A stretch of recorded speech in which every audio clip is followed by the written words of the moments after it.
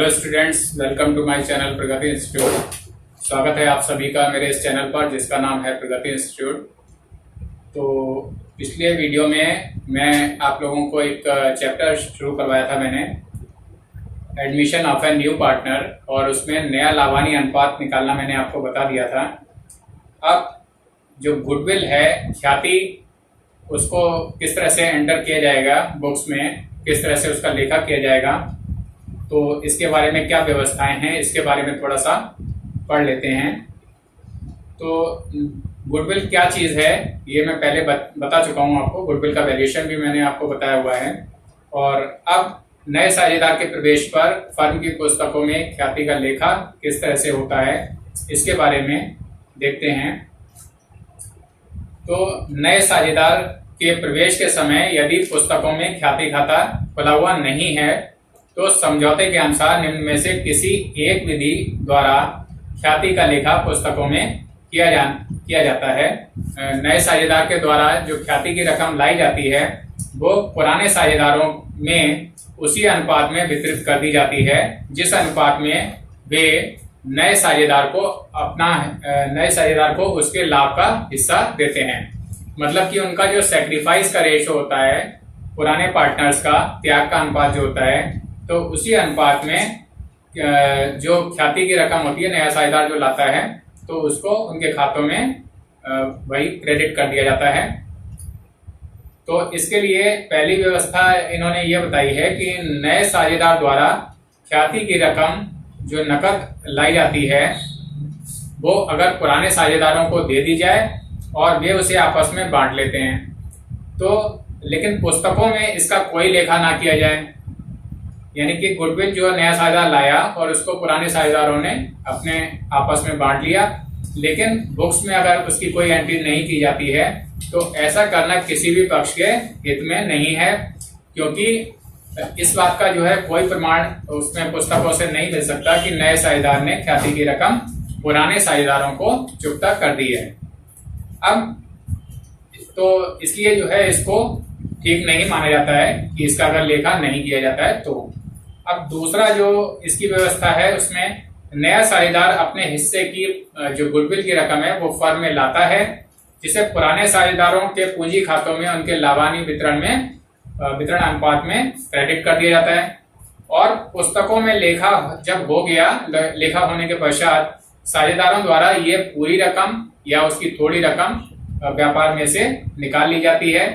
तो ये भी व्यवस्था ठीक नहीं है, क्योंकि इस तरह से जो नया साझेदार जो पैसा लेके आया उस पैसे का व्यापार की उन्नति या उसके लाभ में कोई भी प्रयोग, लाभ कमाने के लिए कोई भी प्रयोग उस पैसे का नहीं हो पाएगा। तो इस विधि के अनुसार पुस्तकों में अगर लेखा किया जाता है तो उसमें 3 एंट्रीज बनती हैं। पहले तो जो गुडविल नया पार्टनर लेके आया उसके लिए हम कैश अकाउंट डेबिट और 2 गुडविल अकाउंट कर देंगे। गुडविल को प्रीमियम भी कहा जाता है, तो 2 गुडविल कर सकते हैं या 2 प्रीमियम अकाउंट भी कर सकते हैं। और इसकी नरेशन हो जाएगी फॉर या being cash brought in as goodwill या एज प्रीमियम। तो पहली एंट्री ये हो जाएगी। और सेकंड, अब ये जो गुडविल की अमाउंट आ गई उसको पुराने साझेदार अपने अनुपात में बांट लेंगे, अपना जो पुराना अनुपात है उसमें बांट लेते हैं। तो उसके लिए अभी गुडविल को हमने क्रेडिट किया था फर्स्ट एंट्री में, और अब इसको डेबिट कर लेंगे, यानी goodwill account debit to old partners capital account. पुराने साझेदारों के जो पूंजी खाते हैं उनमें इसको क्रेडिट कर दिया जाएगा। और नरेशन हो जाएगी for premium credited to premium या goodwill credited to old partners capital accounts. और थर्ड एंट्री तब बनेगी अगर साझेदार उस राशि को, गुडविल की अमाउंट को अगर निकाल लेते हैं, तो ये एंट्री बन जाएगी। अब old partners capital account debit हो जाएंगे और 2 कैश अकाउंट। तो इस तरह से ये एंट्री बन जाएगी और नरेशन हो जाएगी फॉर अमाउंट ऑफ प्रीमियम या amount of goodwill withdrawn by the partners, by the old partners या पार्टनर्स, ये हो जाएगा। ख्याति के संबंध में तीसरी व्यवस्था है कि नए साझेदारों द्वारा दी हुई प्रीमियम की रकम या गुडविल की रकम पुराने साझेदारों के पूंजी खातों में क्रेडिट तो कर दी, तथा ये रकम फर्म में ही बनी रहती है, यानी इस रकम को पार्टनर्स जो पुराने साझेदार हैं वो उसको निकालते नहीं है। तो इस विधि द्वारा ख्याति की रकम का प्रयोग जब ख्याति की रकम अगर व्यापार में से नहीं निकाली जाती है तो ये इस रकम का प्रयोग व्यापार की उन्नति या लाभ के लिए किया जा सकता है, और जिसका लाभ प्रत्येक साझेदार को होता है, हर एक साझेदार को इसका बेनिफिट होता है। तो इस विधि के अनुसार अगर पुस्तकों में लेखा कर रहे हैं तो फर्स्ट 2 एंट्रीज तो बनेंगी, लेकिन तीसरी वाली जो old partners capital account to cash account जो बनती है वो एंट्री इसमें नहीं बनेगी। केवल पहली वाली 2 एंट्रीज बनेंगी, यानी गुडविल को लाने की और पुराने साझेदारों के खातों में क्रेडिट करने की, दोनों एंट्रीज बनेंगी। ख्याति के बारे में एक चौथी व्यवस्था इन्होंने ये बताई है कि यदि नया साझेदार ख्याति की रकम नकद लाने में असमर्थ है, यानी नकद के रूप में वह ख्याति की कोई भी रकम नहीं लेकर आता है, तब पुराने साझेदारों को ख्याति का लाभ देने के लिए फर्म की कुल ख्याति का मूल्यांकन किया जाता है, यानी फर्म की टोटल गुडविल का वैल्यू किया जाता है और नए साझेदार के हिस्से के आधार पर उसके हिस्से की ख्याति की राशि निकाल ली जाती है। नए साझेदार के हिस्से की जितनी ख्याति होगी, नए साझेदार का जितना भी हिस्सा होगा उसके हिस्से की ख्याति की राशि निकाल ली जाएगी और उसके बाद इस ख्याति की राशि को समायोजित करने के लिए, एडजस्ट करने के लिए ये एंट्री हो जाएगी। और एंट्री क्या है सुनिए, new partners capital account debit हो जाएगा और to old partners capital account, यानी पुराने साझेदारों के जो कैपिटल अकाउंट है वो तो क्रेडिट हो जाएंगे और नए साझेदार का कैपिटल अकाउंट डेबिट हो जाएगा। कौन सी राशि से? जो उसके हिस्से की ख्याति आएगी उस राशि से। और इसकी नरेशन हो जाएगी, being new partners share of goodwill divided in old partners in their sacrificing ratio, यानी उनके त्याग के अनुपात में गुडविल की राशि को बांट दिया गया पुराने साझेदारों में। तो स्टूडेंट्स, ये ख्याति के बारे में जो 4 व्यवस्थाएं थी उनके बारे में मैंने आपको बताया और अब इसको एक न्यूमेरिकल के माध्यम से समझते हैं। वेल स्टूडेंट्स, तो ये एक न्यूमेरिकल है और इस न्यूमेरिकल को समझ लेते हैं। आ और बा एक फर्म में साझेदार हैं, यानी पुराने साझेदार हैं जिनका नाम है आ और बा। उनका अनुपात 5:3 है। 1 जनवरी 2016 को से उन्होंने सा को 1/4 भाग के लिए साझेदार बनाया, यानी एक नया साझेदार फर्म में आ जाता है और उसका नाम है सा, उसको 1/4 भाग दिया जाएगा। सा ₹10,000 अपनी पूंजी के रूप में लाता है और ख्याति के लिए 4,000 रुपए लाता है और उसका भाग 1/4 है। फर्म की पुस्तकों में आवश्यक लेखे कीजिए, यानी जर्नल एंट्रीज बनानी है हमको, तथा साझेदारों का नया लाभानी अनुपात वो भी निकालना है, न्यू प्रॉफिट शेयरिंग रेशियो वो भी कैलकुलेट करना है। तो जर्नल एंट्रीज भी बनानी है और प्रॉफिट शेयरिंग रेशियो भी निकालना है और 3 कंडीशंस दे रखी हुई है। 3 कंडीशंस में इस क्वेश्चन को बनाना है। जब ख्याति की रकम पुराने साझेदारों द्वारा निकाल ली जाती है तब क्या जर्नल एंट्रीज बनेगी, और ख्याति की रकम अगर फर्म में ही बनी रहती है तब क्या जर्नल एंट्रीज बनेगी। और तीसरा है, यदि सा ख्याति की रकम लाने में असमर्थ है, यानी वो गुडविल की रकम जो है कैश में नहीं ला पाता है, तो क्या बनेगी। तो चलिए इस क्वेश्चन को शुरू करते हैं। तो इस क्वेश्चन में सबसे पहले नया लाभानी अनुपात यानी न्यू प्रॉफिट शेयरिंग रेशियो निकाल लेते हैं। Calculation of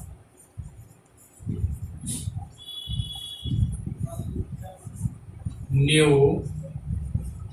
profit sharing ratio.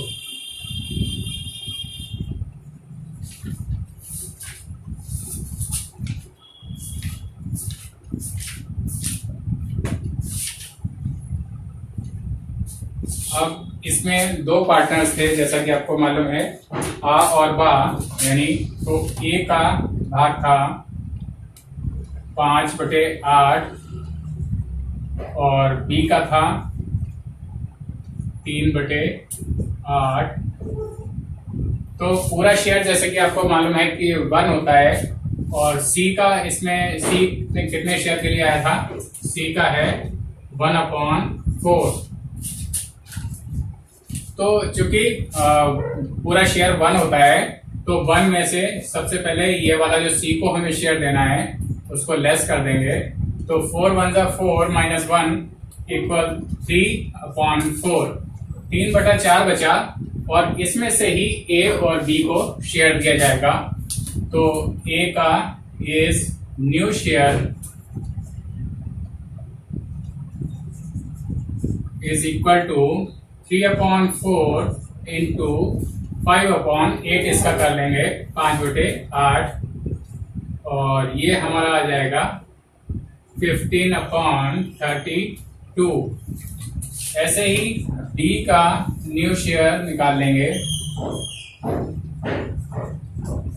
और ये भी इस 3/4 का निकलेगा इंटू 3/8 कर लेंगे क्योंकि बी का ये शेयर है 3/8। तो इसको अब हम लोग कर लेते हैं तो ये आ जाएगा 9/32 और सी का तो आपको मालूम ही है 1/4। तो आप तीनों को इस तरह से रख लेते हैं ए रेशो बी रेशो सी। ए के नीचे 15/32 और बी के नीचे 9/32 और सी में 1/4 ऐसे ही आ जाएगा। और इसका अगर हम एलसीएम लेंगे तो 32 हो जाएगा और 32 से 32 को डिवाइड करेंगे 1 आएगा, तो ये 15 आ जाएगा यहाँ पर। और ये भी 32 से 32 को डिवाइड करेंगे तो 1 आएगा, 1 9 9 आ जाएगा और 4 8 32 होता है तो 8 और 1 की मल्टीप्लाई 8 हो जाएगी। तो न्यू रेशो हमारा आ गया 15:9:8।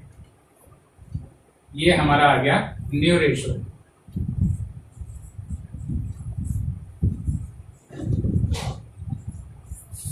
अब अगर इसका हमें सैक्रिफाइस रेशो भी निकालना है तो उसको भी देख लीजिए।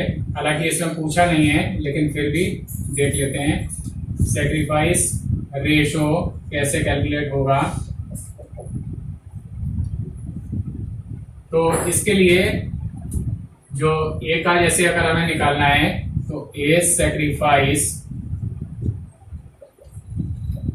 तो इसमें इनका पुराना जो शेयर है 5/8 उसमें से नया वाला जो शेयर है यानी 15/32 इसको हम लेस कर देंगे। 32 एलसीएम आ जाएगा, 8 4 32 होता है, 8 से डिवाइड करेंगे 32 को, 4 आ गया, 4 5 20 माइनस 32 से 32 डिवाइड करेंगे 1 आएगा और 1 और 15 की मल्टीप्लाई 15 हो जाएगी। तो ये आ जाएगा हमारा 5/32। ऐसे ही डी का सैक्रिफाइस अगर निकालेंगे तो ये इसका बी का पुराना शेयर था 3/8 माइनस इसमें से इसका जो बी का नया वाला जो रेशो, नया वाला जो पार्ट है शेयर है वो 9/32 है और इसका रेशो जो एलसीएम होगा 32 हो जाएगा। 8 4 32, 4 3 12 माइनस 32 से 32 को डिवाइड करेंगे 1 आएगा, 1 9 9, 12 माइनस 9 3/32।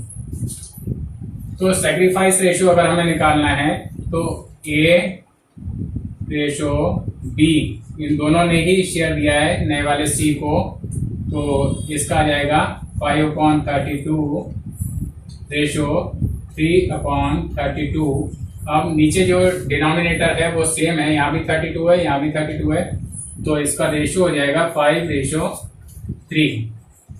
ये इनका सैक्रिफाइस रेशो हो जाएगा,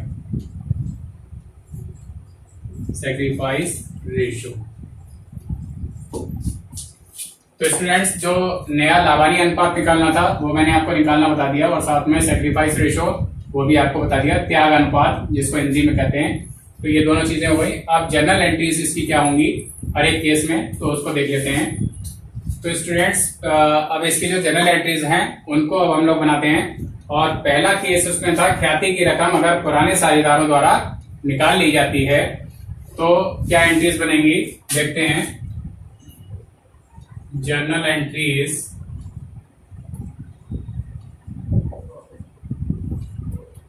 और इसमें हम कॉलम बना लेते हैं।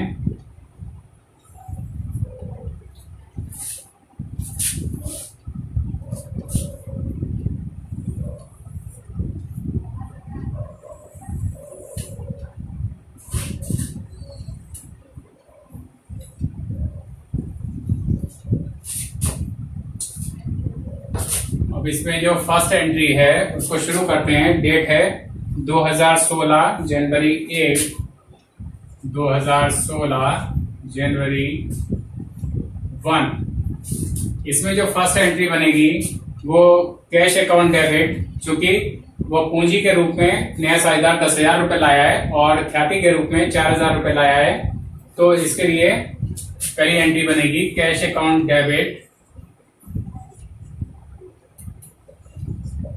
To C's capital account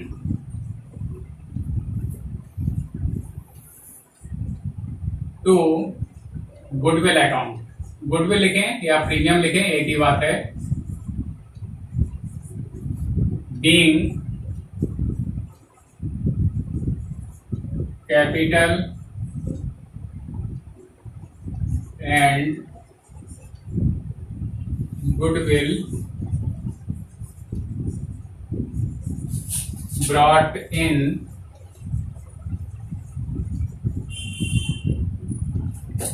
by the new partner।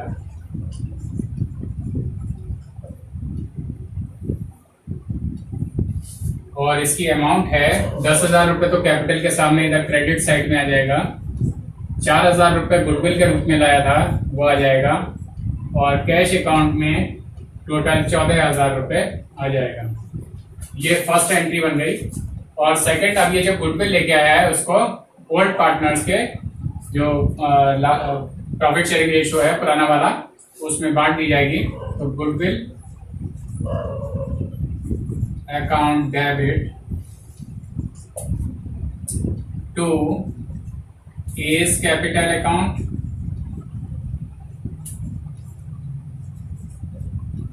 To B's capital account, being goodwill, being amount of goodwill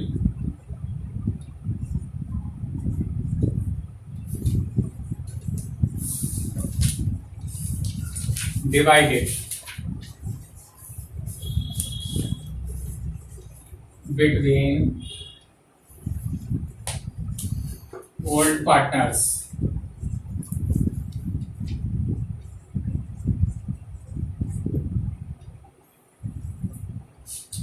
अब इनका जो रेशो था पुराना वो 5 और 3 का था, यानी 5/8 और 3/8, और अमाउंट गुडविल की है 4,000।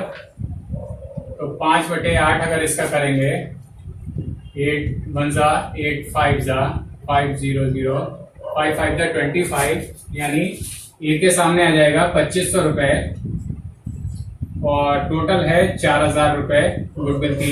ये गुडविल के सामने आ जाएगा डेबिट। 4,000 में से अगर 2,500 घटाएंगे तो 1,500 रुपए बी को मिल जाएंगे। और चाहें तो हम बी का शेयर गुडविल का ऐसे ही निकाल सकते हैं, 4,000 इंटू 3/8, 8 5 जा 00 और 5 3 जा 1,500, ये आ जाएगा 1,500 रुपए, तब भी आ जाएगा। और तीसरी जो इसका जो एंट्री बनेगी वो ख्याति की रकम, चूंकि पुराने साझेदार निकाल लेते हैं तो उसके लिए एंट्री बनेगी एस कैपिटल अकाउंट डेबिट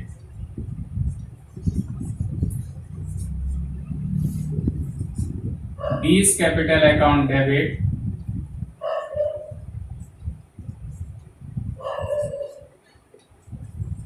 और 2 कैश अकाउंट being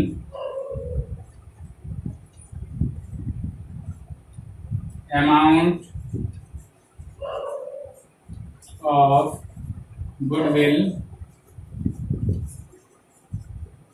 withdrawn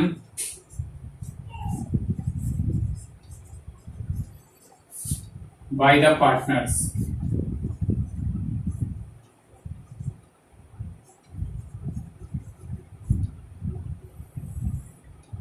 और अमाउंट इनकी वही आ जाएगी 2500 रुपए इसके सामने आ जाएगा, और 1500 रुपए बी के सामने आ जाएगा, और 4000 रुपए कैश के सामने ये आ जाएगा। तो स्टूडेंट्स, ये जो पहली कंडीशन थी कि जब ख्याति की रकम पुराने साझेदारों द्वारा अगर निकाल ली जाती है तो क्या एंट्रीज बनेंगी, तो ये 3 एंट्रीज बनेंगी जो मैंने आपको बता दी। और अब दूसरा केस है कि ख्याति की रकम अगर फर्म में ही बनी रहती है, यानी साझेदार ख्याति की रकम को निकालते नहीं है फर्म से, तो कौन सी एंट्रीज बनेंगी, तो ये और ये एंट्रीज दोनों बनेंगी, और ये वाली तीसरे नंबर की एंट्री जो कैश वाली है ये नहीं बनेगी। तो इस तरह से सेकंड केस में भी हमारा हो जाएगा, पहली एंट्री बनेगी, दूसरी बनेगी और तीसरी नहीं बनेगी, केवल उस कंडीशन में जब ख्याति की रकम अगर फर्म में ही बनी रहती है, साझेदार उसको नहीं निकालते हैं। तो ये 2 केस में मैंने आपको एंट्रीज समझा दी, और अब तीसरा जो केस है उसको हम लोग देखते हैं। अब तीसरी जो कंडीशन थी, अगर ख्याति की राशि नया साझेदार लाने में असमर्थ हो, यानी नया साझेदार अगर ख्याति की राशि को नहीं ला सकता है तो क्या एंट्री बनेगी, तो उसके लिए एक एडजस्टमेंट की तरह से एक एंट्री बन जाएगी, और ये बनेगी 2016, डेट डाल लेंगे पहले जनवरी 1, और इसमें नया वाला जो साझेदार है उसका कैपिटल अकाउंट डेबिट हो जाएगा, सीज कैपिटल अकाउंट डेबिट, और 2 एज कैपिटल अकाउंट,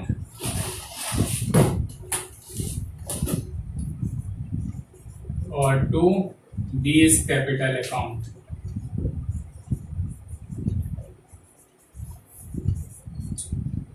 और इसकी नरेशन हो जाएगी being new partners capital account debited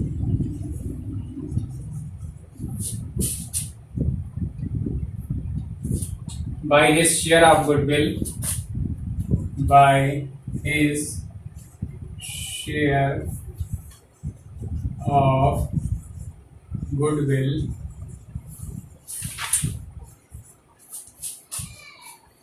and credited to old partners capital account, and credited to old partners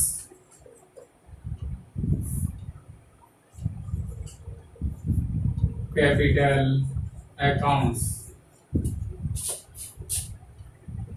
in their sacrificing ratio, उनके त्याग के अनुपात में इसको कर दिया जाएगा, सैक्रिफाइसिंग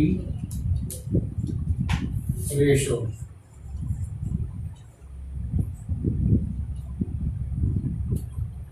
और इसकी अमाउंट हो जाएगी 4000 रुपए इधर आ जाएंगे, और इनका चूंकि सैक्रिफाइसिंग रेशो 5:3 था, 5:3 था, तो 5:3 में इसको अगर डिवाइड करेंगे तो ये हमारा वही 2500 और 1500 रुपए आ जाएगा। तो इस केस में केवल एक ही एंट्री बनेगी अगर नया साझेदार ख्याति की रकम लाने में असमर्थ है। तो स्टूडेंट्स, ये एक न्यूमेरिकल था और जिसको मैंने आपको सॉल्व करके दिखाया तीनों ही कंडीशंस में, और उम्मीद है आपने इसको अच्छे से समझ लिया होगा, और इसके आधार पर अपनी जो बुक है उस बुक पे और भी क्वेश्चंस को आप लोग ट्राई कीजिएगा। और इस जो admission of a new partner का जो फुल क्वेश्चन है वो मेरे नेक्स्ट वीडियो में है।